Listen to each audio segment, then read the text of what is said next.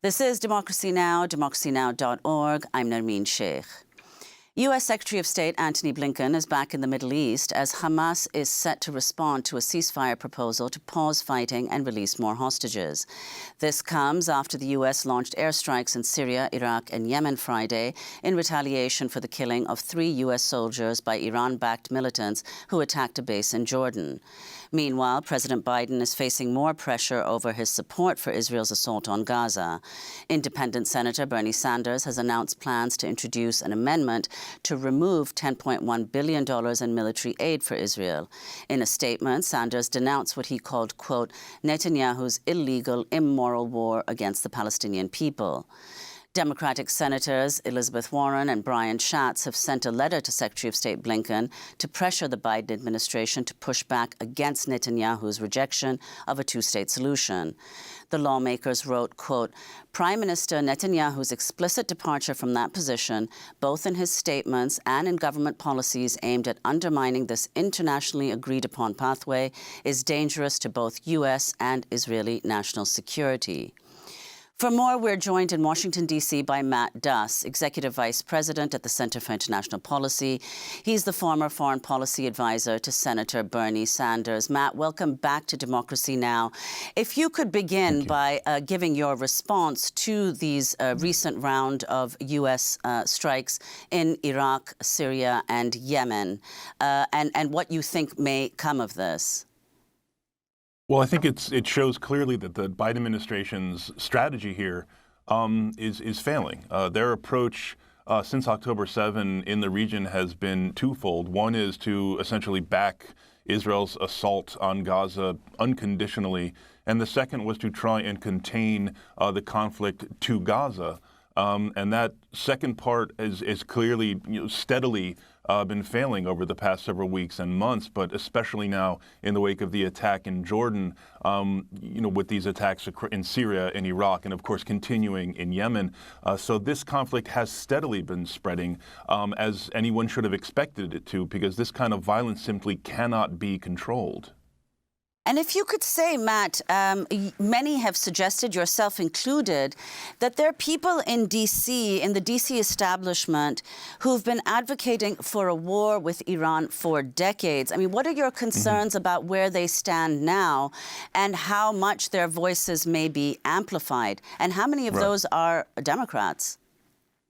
Right. As I've said, I mean, there are people in Washington, in the United States, in U.S. politics, for whom Iran has always been a target. I mean, we saw this immediately after the war in Iraq. As your previous guest said, there were people who were making clear that their goal was to move on to Iran next. So anytime there is any kind of attack or crisis in which Iran is involved, you see these voices trying to exploit the situation to once again drive the U.S. into an open conflict with Iran, which I think many understand would be an absolute catastrophe. If people thought the Iraq war was bad, we can only imagine what a war with Iran would look like. This is not just me talking. These are military experts in the United States who have repeatedly warned that an open conflict between the United States and Iran would be absolutely disastrous. But I think there's a political component here. You always have to take that into account. And unfortunately, you do see voices in Washington who always see a political advantage in bashing the president, in kind of promoting this kind of hawkish approach to foreign policy that I have to say has failed repeatedly. And yet they continue to make these calls for more war, more escalation, with zero accountability. And if you could respond, Matt, to this Bernie Sanders announcing plans to introduce an amendment to remove over $10 billion in funding in military aid to Israel.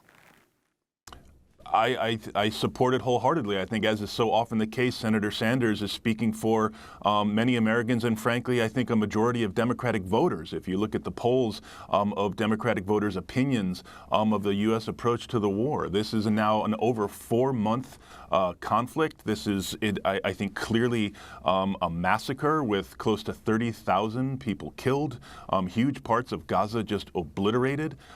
We've seen in the past weeks acknowledgments from Israeli Israeli officials that they understand they are not going to achieve the goal of eradicating Hamas. And frankly, no one ever really thought that they seriously could do that. So the idea that the United States is simply going to continue supporting this conflict with zero conditions as we have been, I think is absolutely the wrong approach. And I think Senator Sanders' proposal here is the right one. And if you could speak, Matt, about the role of Israeli Prime Minister Benjamin Netanyahu, something you've spoken about recently as well. A poll found in January that only 15% of Israelis want Netanyahu to remain in power after the war in Gaza ends, though many support his strategy of his Gaza strategy of effectively crushing Hamas and also much of the Palestinian population there. So in a sense, I mean, Netanyahu is only likely to remain in power so long as this war continues. If you could talk about the impact of that. Yeah, that's right. And I think that is what is particularly dangerous here. It gets to the particularly pernicious role of Netanyahu himself. Let's remember before October 7th, he was facing multiple corruption indictments. He was facing mass protests that had been going on for months against his government's attempts to undermine Israel's judiciary.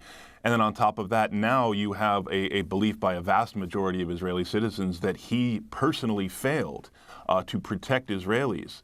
That it was the atrocities that we all saw on October 7 were the result of his failures.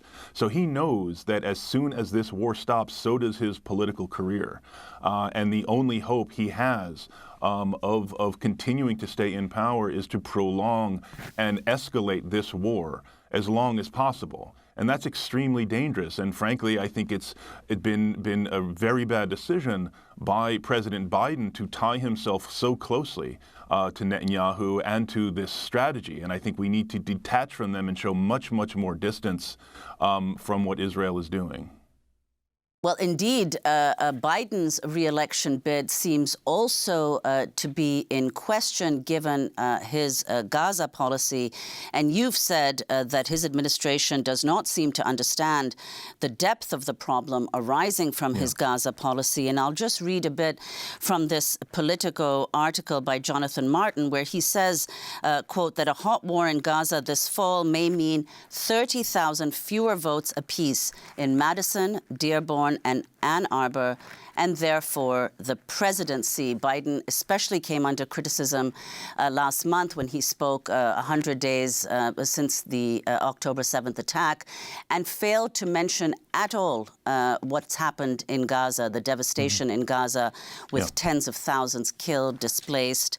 And all this, as a recent YouGov poll found, 50% of self-described Biden voters say what's happened in Gaza, Israel's attacks on Gaza, constitute a genocide. So could you explain what you think the possible implications of this are in November? And also, given the young Democratic base, why isn't someone even like Bernie Sanders calling for a ceasefire? Well, I think I'm hesitant to ever overestimate the impact that foreign policy will have on a presidential election.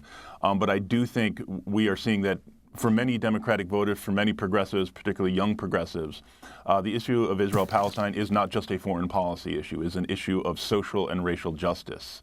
And I think this is something the Biden team simply does not understand or are only now starting to really understand.